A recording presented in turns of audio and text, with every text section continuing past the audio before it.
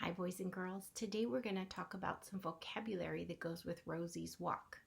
So we'll read Rosie's walk in a little bit, but I want you to know some of the vocabulary first before we begin.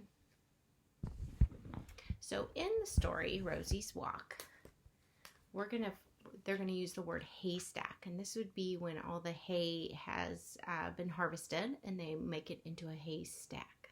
So I wanted you to see a picture of that. They're going to talk about a mill. Now, a mill is some place that they're going to take the grains that are grown and they're going to put them, they're inside the mill. They're going to have big cement pieces or wood pieces, and they're going to twist. And when they twist it, it's kind of like when we chew food and we get it smaller and smaller and smaller. They're going to twist it and twist it and twist it until flour can be made at the mill. In the story, they're going to talk about a yard. And in this case, it's the farmyard. Now, you might have a yard at your house, a front yard or a backyard, or some other areas, but that's what they're talking about. They're going to talk about a beehive. Now, you might see a beehive up in a tree.